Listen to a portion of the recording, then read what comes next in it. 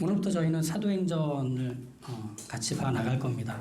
아마 사도행전 전체가 28장으로 되어 있어서 예상하기에는 한 2년 정도 걸릴 것 같습니다. 왜냐하면 저희가 예전에 사무엘상을 봤잖아요. 그게 한 1년 걸렸거든요. 근데 사무엘상은 그래도 덩어리가 좀 굵게 있습니다. 그리고 등장하는 사람들이 생각보다 많지 않은데 사도행전은 등장하는 인물도 다채롭고 지역도 계속 바뀝니다. 그리고 벌어지는 사건들도 좀처럼 한두 가지로 정리되기 어려운 사건들이 상당히 많습니다. 그래서 그걸 하나 둘씩 이렇게 엮어보면 한 2년 정도 걸릴 것 같습니다. 그런데 하나님께서 그 전에 먼저 오시든지 우리가 이 말씀의 깊은 은혜를 받아서 이곳이 하나님의 나라가 되어가는 걸 맛보든지 하실 것이라 믿습니다. 1장은 이렇게 시작을 합니다. 데오빌로여 이렇게 시작을 합니다. 이 사람이 누군지는 교회사에서 아직 드러나지 않았습니다. 그리고 일반 역사에서도 나오질 않습니다.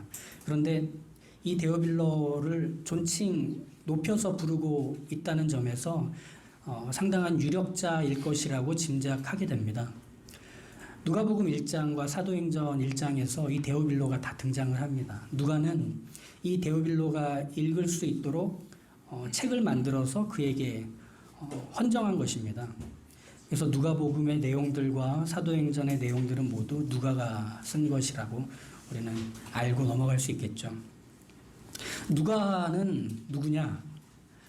누가는 바울의 동역자이면서 바울의 모든 그 사역들에 동참하며 그와 함께 그 일들을 감당했던 귀한 제자였습니다. 그는 헬라인, 지금으로 하면 그리스 사람으로 알려져 있고요. 그리고 의사이며 학자로도 소개되고 있습니다. 그 교회사에서 정설이 아니라 정설 밖에 있는 정보로는 화가로도 알려져 있다고 합니다. 그림도 남겨져 있었다고 하는데요. 그건 지금 저희가 알 수 없기에 분명하진 않죠. 바울은 편지 여기저기에서 누가를 종종 언급하곤 했습니다. 골로새서 4장에서 보면 사랑받는 의사 누가와 데마와 이렇게 하면서 누가를 언급하기도 했었고, 빌레몬서에서는 또한 나의 동역자 마가, 아리스다고, 데마, 누가가 문안하노라. 즉 바울과 함께 있었다는 얘기겠죠. 그리고 디모데후서 4장에서도 데마는 이 세상을 사랑하여 나를 버리고 데살로니가로 갔고, 그리스에게는 갈라디아로, 디도는 달마디아로 갔고 누가만 나와 함께 있느니라. 이렇게 글을 남기기도 했습니다. 그만큼 바울이 여러 편지를 통해 계속 말하듯 누가는 바울의 여정에 함께 동참했던 사람입니다. 이 말은 무엇을 우리로 알게 해주느냐면, 교회가 세워지고 복음이 예루살렘과 유대와 사마리아와 그리고 그 이방 땅으로, 그리고 땅끝으로 계속 전해질 때 누가가 그 과정에 한 자리에 있었다는 겁니다. 목격자로, 증인으로. 그리고 그 일을 같이 감당하는 사역자로 있었다는 거죠.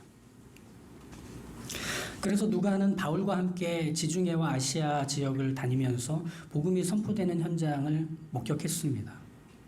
그리고 이미 세워진 교회들을 방문하면 복음을 듣고 거듭난 사람들, 특별히 예수님이 살아계실 때 그 예수님의 가르침을 직접 들었던 사람들, 그리고 예수님이 하셨던 일들을 목격한 그 증인들을 만나기도 했었습니다.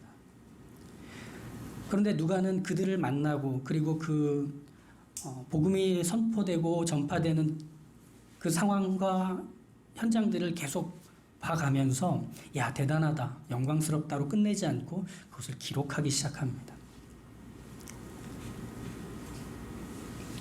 그래서 누가는 누가복음과 사도행전을 그가 기록할 수 있는 모든 내용들을 최대한 모아서 성실하게 수집한 그 내용들을 가지고 책에다 담기로 합니다. 그리고 그 책을 데오빌로에게 전합니다. 데오빌로는 그런 면에서 보면 그가 거듭났는지 그렇지 않은지는 잘 모르지만 분명한 사실은 그가 기독교에 관심이 있었다는 점입니다. 그래서 기독교에서 믿고 따르는 예수 그리스도가 누군지에 대해서 궁금해하고 있다는 사실이죠. 누가는 그 점을 알고 그에게 도움을 주기 위해 이 책을 만들기로 한 것입니다. 교회가 무엇인지, 기독교 신앙은 어떤 것인지를 소개해 주기 위함이었겠죠. 우리도 그런 게 있습니다. 누구에게 기독교를 소개하기 위해서, 누구에게 하나님이 누구신지, 예수 그리스도가 어떤 일을 하셨는지를 알려주기 위해서 우리 곁에서 그런 걸 물어보는 사람에게 우리가 할 수 있는 모든 방식을 동원해서 알려주고 싶습니다. 그런데 우리가 할 수 있는 방법으로 하겠죠.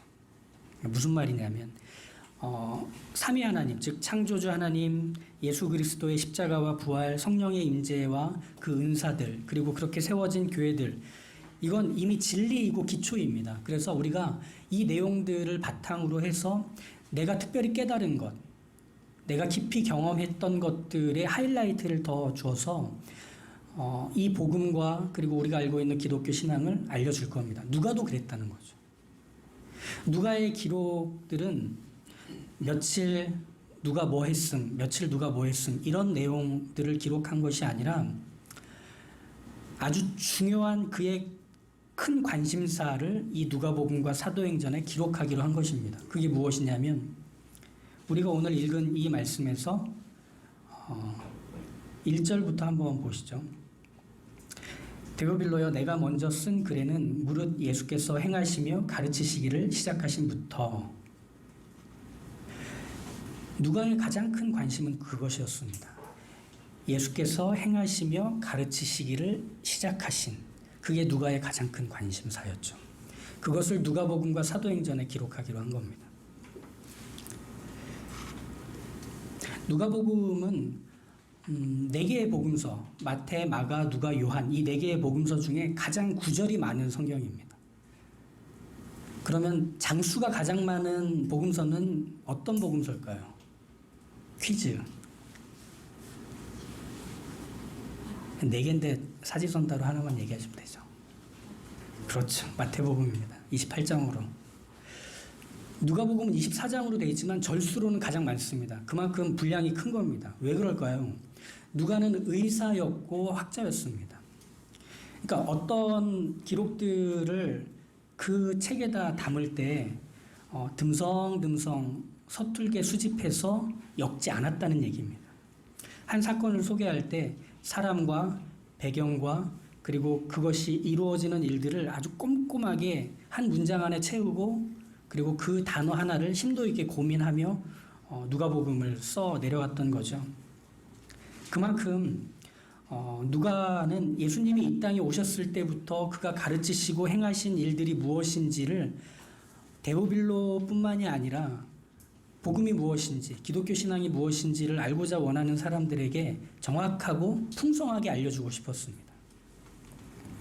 그 당시에 이 내용들을 알려주기 위해서 붓을 든 사람들은 많았다고 누가복음 1장에 누가가 말합니다. 하지만 성경을 쓴 저자로서 누가는 성령이 충만하여서 이 기록을 써 내려갈 때 이건 단순한 기록이 아니라 메시지를 담고 있는 기록으로 쓰고 있었던 겁니다. 그래서 성경으로 남아 있는 거죠. 성경의 권위를 갖게 된 것이죠. 그렇다면 우리는 이 사도행전을 시작하면서 이 점을 먼저 살피고 가야 합니다. 그가 작성한 기록이 무엇인가? 이걸 먼저 봐야 합니다. 그죠? 그리고 두 번째는 그가 작성한 그 기록에 어떤 메시지를 담고자 하는가? 이걸 보려고 합니다. 그래야 사도행전의 시작부터 끝까지를 읽어나갈 때 어떤 사건을 보고 그 사건에 담겨있는 메시지를 확인해서 우리의 현실과 우리의 신앙 안에 적용할 수 있는 것이죠. 그런 면에서 오늘의 시작은 먼저 무엇을 기록했는지를 확인하고 그 기록에 담겨있는 메시지를 점검하는 것으로 이 내용들을 보도록 하시죠. 누가가 작성한 기록은 처음에 말씀드린 것처럼 예수님이 이 땅에 오셨을 때부터 2절에 보시면 승천하시기까지의 기록, 이게 가장 먼저 담겨있는 책이 누가복음입니다. 그런데 재미있는 사실은 누가복음 24장 마지막 구절들과 사도행전 첫 장의 첫 구절들은 서로 연결되는 내용들입니다. 그러니까 중복되고 있습니다. 한번 찾아보시겠어요? 누가복음 24장 44절부터 51절입니다.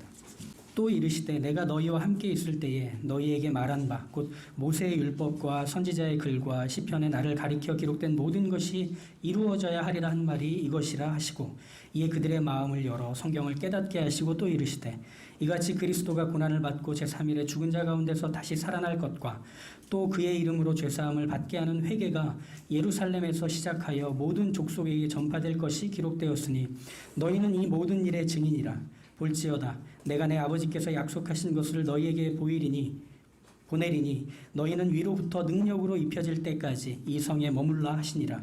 예수께서 그들을 데리고 베다니 앞까지 나가사 손을 들어 그들에게 축복하시더니 축복하실 때에 그들을 떠나 하늘로 올려지시니.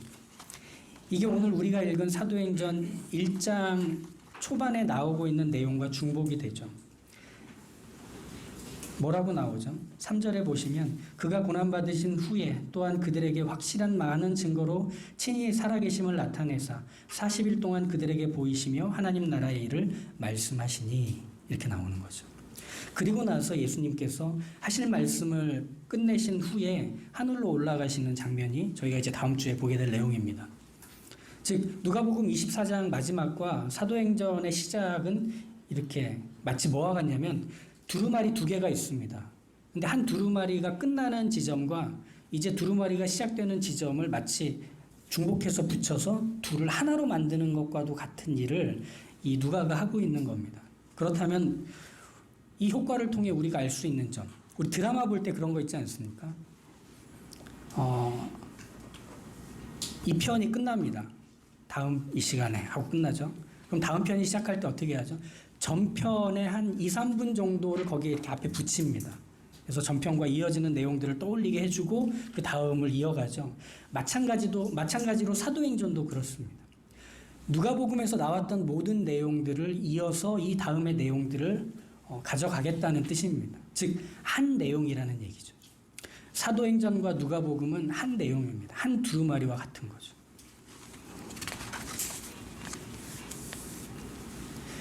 그럼 그렇게 겹쳐진 두 책의 한 내용은 무엇이 되느냐? 예수님이 행하시며 가르치시기를 시작하셨다에 대한 내용이고 또 하나는 예루살렘을 떠나지 말고 하나님이 약속하신 성령을 기다리라 하는 내용입니다. 이 두 가지가 중복되어 있는 한 가지 내용이죠. 누가복음과 사도행전을 관통하고 있는 하나의 큰 물줄기가 있습니다. 우리는 그 물줄기를 잘 타고 순항을 해가야 합니다. 이 물줄기를 타다가 자꾸 가다서다를 반복하게 되면 우리가 도달해야 될 항구에 이르지 못하는 경우가 많습니다. 왜 이런 말씀을 드리느냐 하면 누가복음과 사도행전은 이제 역사를 기록한 책으로 우리에게 읽혀지게 될 겁니다. 많은 사람들이 등장하고 그들이 일을 벌이고 그 일들이 또 다른 일들을 일으킬 겁니다. 장소도 수시로 바뀌고 시간도 계속 달라질 겁니다.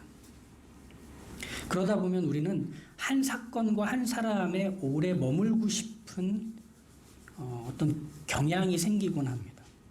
그러다 보면 물줄기를 따르지 않고 정박해버립니다. 그리고 그걸 마치 사도행전을 다 이해한 것처럼 사도행전에서 나오는 모든 내용들을 다 흡수한 것처럼 착각할 수 있게 됩니다. 예를 들어 볼까요? 방언과 공동체가 예가 될 것 같습니다. 먼저 방언을 예로 들어보자면 120명의 성도들이 예루살렘에 모여 기도할 때 성령님이 불의 혀처럼 각자에게 임합니다. 그리고 나서 그들은 각 나라의 언어로 복음을 선포하기 시작합니다. 여기서 각 나라의 언어, 외국어, 이게 방언입니다. 왜 이 외국어를 사용하여 복음을 선포하게 성령께서 하셨느냐면 6월절 절기를 지키기 위해서 지중해와 아시아에 흩어져 있는 유대인들이 이 예루살렘으로 모였기 때문이죠. 그들에게 복음을 전하기 위해서 그 나라에 그들이 사용하던 익숙한 언어로 복음을 들리게 했던 겁니다. 그게 성령께서 하신 일이죠. 그래서 다들 귀가 쫑긋해서 그 말을 들었던 것이죠. 그 복음에 귀를 기울이게 됐던 것이죠. 그런데 이 방언이라는 것, 예수님께서 약속하셨다고 하신 그 성령이 오셔서 일어난 그 일 자체가 너무 특별하기 때문에 여전히 그 방언은 효력이 있는가? 성령을 받으면 나타나는 현상으로서 방언이 있는 것인가에 대한 지금도 논의되고 있는 논쟁들은 있습니다. 아직도 이 논쟁은 끝나지 않았습니다. 그런데 이 사도행전을 읽으면서 이 방언이라는 주제와 관심사에 우리가 함몰되어 버리면, 그러면 이 사도행전이 역사책이라는 것에 대한 이해를 잃고 그 방언을 지금 내 것으로 이해하고 싶어 하는 그 노력만 가중이 됩니다. 그러면 성경은 파편이 되어 버립니다. 물줄기를 못 따라가는 거죠. 두 번째, 공동체에 대한 것도 있습니다. 베드로의 선포를 통해 3,000명이 회개합니다. 5,000명이 회개해서 그들이 다 그리스도인이 됩니다. 근데 그들 중에는 아까 말한 것처럼 지중해와 아시아에서 흩어져서 살던 디아스포라, 즉 흩어진 유대인들이 예루살렘에 모여 있었던 거죠. 그래서 그들이 회개해서 거듭나고 나니 예수님이 누구신지, 그리고 하나님의 약속이 어떻게 성취된 것인지를 사도들을 통해서 계속 듣고 싶었습니다. 즉 집에 안 돌아갔다는 얘기입니다. 근데 집에 안 돌아가고 예루살렘에 머물다 보니 여비가 떨어져 간 거죠. 그래서 그들이 먹고 살고 지내야 할 문제들을 같은 믿음을 가진 지체들이 고민하기 시작한 겁니다. 그래서 자기들이 갖고 있는 소유를 그들에게 나눠주기 시작했던 거죠. 그래서 함께 모이기를 힘쓰고 떡을 떼며 나누기를 애썼다라고 하는 그 초기 공동체의 모습은 그런 공동체를 이루기 위해서 그 일을 했다는 게 아니라 디아스포라 유대인들이 여비가 떨어져서 돕기 위한 마음으로 그 일이 시작이 된 거고, 그렇게 시작된 일은 어려움에 처한 또 다른 내 지체들과 주변 이웃들을 향해서 울타리를 넘어, 담장을 넘어 뻗어가는 모습으로 구제가 나타나기 시작했던 겁니다. 그런데 이게 건강한 교회의 모습이어야 한다, 이게 바른 교회의 방향이어야 한다라고 하며 지금 우리에게 어떻게 적용할 수 있는지, 교회 개혁을 위해서 이 부분을 어떻게 우리가 이해할 수 있는지를 들여다보기 위해서 이 성경 사도행전을 보기 시작한다면 어쩌면 우리한테는 제한적인 성경의 내용으로 그칠 수밖에 없습니다. 왜 이런 말을 할 수 있느냐면, 누가는 역사를 기록했다고 말씀드렸죠. 이후에 이 복음이 예루살렘과 사마리아와 유대 땅을 떠나서 멀리 퍼져갈 때 이 초기에 생겨났던 공동체의 모습은 누가가 다시 기록하지 않습니다. 다시 등장하지 않는다는 얘기입니다. 그건 이미 그런 모습이 정착되어서 그럴 수 있기도 하겠지만 이 모습이 모든 교회의 표준이어야 하는 것은 아니기 때문인 거였습니다. 예루살렘에서 초기에 나타났던 교회의 이런 모습들은 이방인 교회의 표준처럼 제시되지 않고 누가도 그것을 염두하며 기록을 남기지 않은 겁니다. 그냥 그 일이 일어났기에 기록을 남겼고 그 일이 보이지 않기에 기록하지 않은 것뿐입니다. 이해가 되시나요? 즉 우리가 사도행전을 역사의 기록으로 읽어 내려가지 않는다면 우린 거기에 담겨있는 메시지도 이해하는데 어려움을 겪게 된다는 겁니다.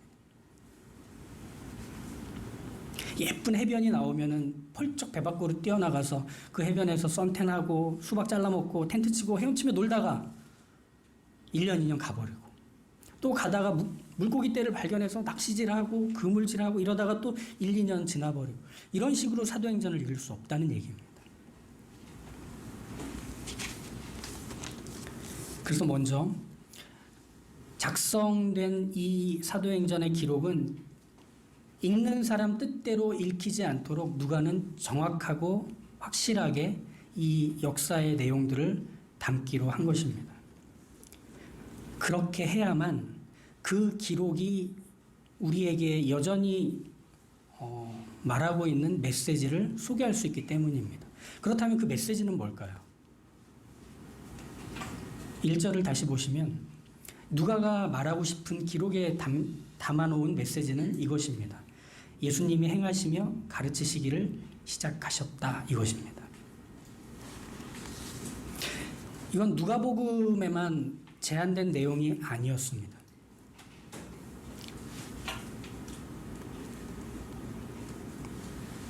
누가복음에서 이미 충분히 예수님이 태어나신 것과 그분이 행하신 것과 그분이 가르치신 것들을 기록했는데 왜 사도행전을 시작하며 이 내용을 다시 한번 반복을 하느냐 하면 같은 내용이 사도행전이라서 그렇습니다. 다른 말로 하면 사도행전 역시 예수님이 행하시고 가르치시기를 시작하신 일이 계속되는 기록이기 때문입니다. 즉 예수님이 시작하신 일은 멈추지 않습니다. 하나님이 뜻하셔서 이 모든 시간의 끝이 오기 전까지 예수님이 시작하신 이 일은 끝나지 않는다는 얘기입니다. 사도행전은 그것을 말해주고 있습니다. 예수님이 행하시고 가르치시기를 시작하신 그 일은 계속 이어지고 있다. 여전히 이어지고 있다. 그리고 그 예수님이 행하시는 것과 가르치시는 것들은 그 시대와 그 지역과 여러 사람들의 인생과 그들의 삶의 자취를 통해 끊임없이 드러나고 나타나고 있다. 이것을 담고 있는 기록이 사도행전이 되는 것이죠. 그러면 이제 우리는 이 시작이 어떤 과정과 내용을 담아서 이어져 오고 있는지를 봐서 여전히 우리의 삶에서도 그것이 동일하게 펼쳐지고 있을 거라는 기대를 가질 수 있지 않습니까? 아, 그렇구나. 시작하신 그분이 기어이 그 일들을 이루어 가시겠구나. 이걸 알 수 있지 않겠느냐는 겁니다.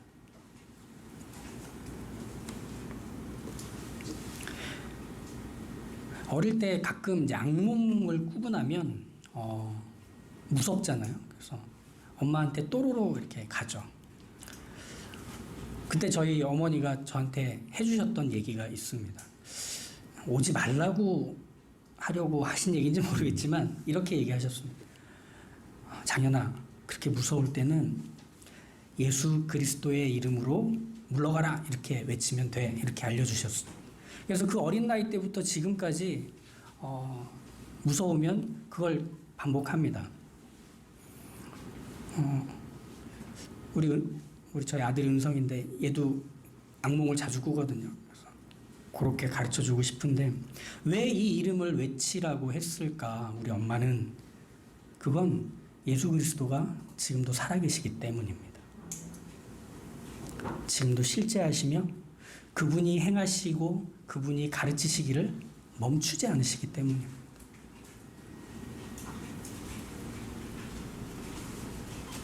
그분은 끝마치지 않으셨습니다.